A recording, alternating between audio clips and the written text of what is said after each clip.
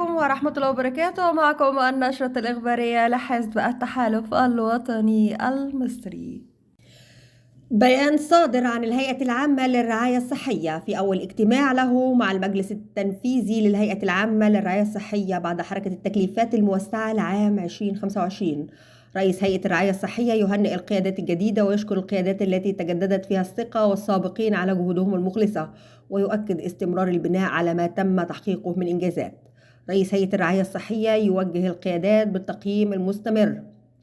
للأداء ووضع خطط تطوير لتعزيز الكفاءة والابتكار في إدارة المنشآت الصحية بما يتماشى مع أهداف الهيئة ويحقق أعلى مستويات الجودة ورؤية استشرافية للمستقبل. رئيس هيئة الرعاية الصحية عقد اجتماع موسع للجهاز التنفيذي بعد التقييم لمناقشة خطة العمل بعد حركة التكليفات الجديدة، ويؤكد العمل بروح الفريق لتحقيق أفضل الخدمات الصحية مع تحديد المهام والوظائف والصلاحيات وضمان ووضوح المستهدفات وتنظيم العلاقات.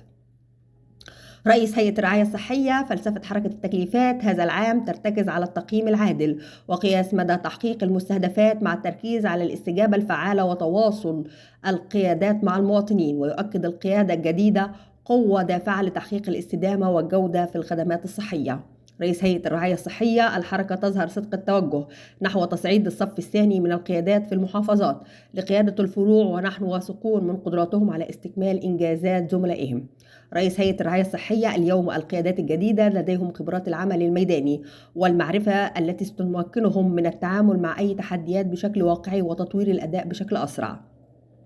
عقد الدكتور أحمد السبكي رئيس الهيئة العامة للرعاية الصحية والمشرف العام على مشروع التأمين الصحي الشامل اجتماعيا موسعا مع المجلس التنفيذي للهيئة بعد حركة التكليفات الموسعة لعام 2025، وذلك بالمقر الرئيسي للهيئة في القاهرة. وهنأ الدكتور أحمد السبكي خلال الاجتماع القيادات الجديدة التي تم تكليفها مؤخرا، كما وجه الشكر والتقدير للقيادات التي تجددت فيها الثقة، بالإضافة إلى شكر القيادات السابقة على جهودهم المخلصة في تطوير منظومة الرعاية الصحية. وأكد السبكي أن الهيئة ستواصل البناء على الإنجازات التي تم تحقيقها في الفترة الماضية، مشيرا إلى أن استمرار التقديم في الخدمات الصحية يتطلب تعزيز التعاون والعمل الجماعي بين جميع الأطراف.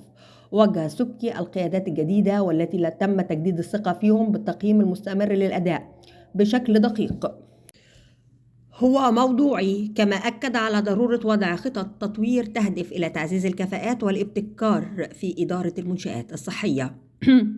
بما يتماشى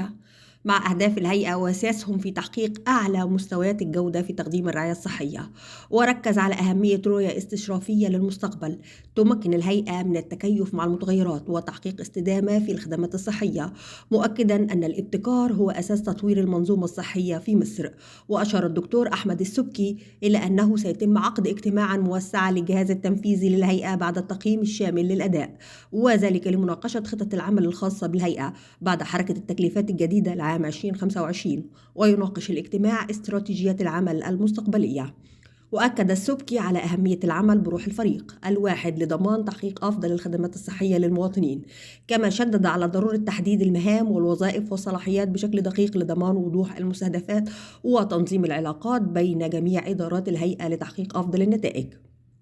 وأشار السبكي إلى أن حركة التكليفات تتميز هذا العام بفلسفة ترتكز على التقييم العادل، حيث تم التركيز على قياس مدى تحقيق المستهدفات وتقييم استجابة القيادات للمستجدات، كما تم التأكيد على أهمية تواصل القيادات مع المواطنين لتلبية احتياجاتهم وتحقيق رضاهم عن الخدمات الصحية المقدمة. وأوضح السبكي أن القيادات الجديدة التي تم تعيينها تمثل قوة دافعة نحو تحقيق الاستدامة والجودة في تقديم الخدمات الصحية، مشيرا إلى أن الهيئة تسعى لتحقيق تحسين مستمر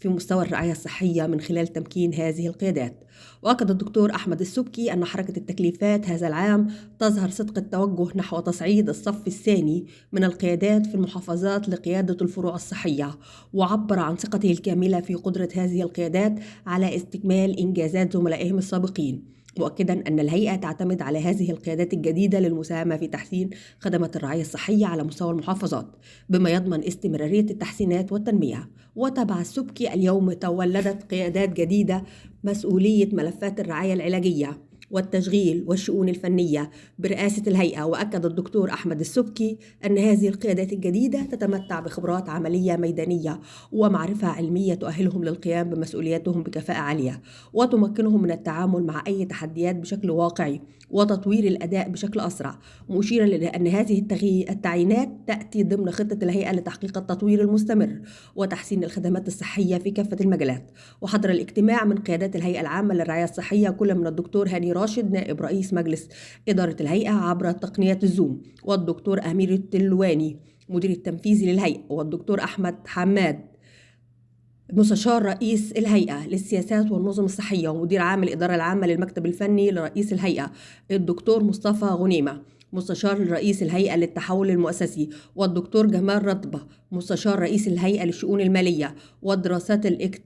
اللاكتوارية ورئيس الإدارة المركزية لخدمات الدعم المؤسسي، الدكتور شريف جمال مستشار رئيس الهيئة للشؤون الصيدلية، واللواء هشام شندي مستشار رئيس الهيئة للصحة الإلكترونية والطب الاتصالي، والدكتور مؤمن عشماوي مستشار رئيس الهيئة لمتابعة المشروعات الاستراتيجية، واللواء شريف بلال مساعد المدير التنفيذي للشؤون الهندسية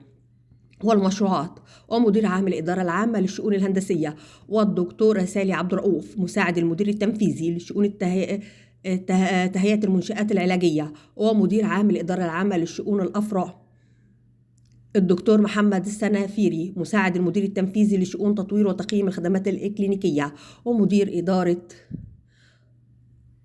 رئيس الإدارة ومدير إدارة التخطيط الاستراتيجي والسياسات، والدكتور محمد نشأت رئيس إقليم جنوب الصعيد، والدكتور مصطفى شعبان رئيس الإدارة المركزية للرعاية الصحية والعلاجية، والدكتور أحمد البرعي مساعد المدير التنفيذي للشؤون الفنية والمتابعة ومدير عام شؤون مكتب المدير التنفيذي، الدكتور محمد سامي مساعد المدير التنفيذي لشؤون التشغيل وتنمية الموارد ومدير عام الإدارة العامة للموارد البشرية. وحضر عبر الزوم الدكتور مجدي بكر مستشار رئيس الهيئة للشؤون الفنية والحوكمة الإكلينيكية، والدكتور وائل عمران مساعد المدير التنفيذي لشؤون الإمداد ومدير عام الإدارة العامة للشؤون الإدارية، والدكتورة مروة موافي مساعد مدير التنفيذي لشؤون اللجان العلاجية والطبية وخدمات التأهيل والأجهزة التعويضية ومدير الإدارة الطبية بالإدارة العامة للرعاية الثانوية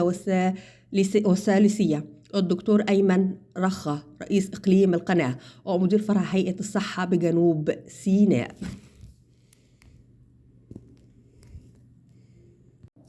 وإلى هنا تنتهي نشرتنا الإخبارية لحزب التحالف الوطني المصري. دمتم سالمين والسلام عليكم ورحمة الله وبركاته.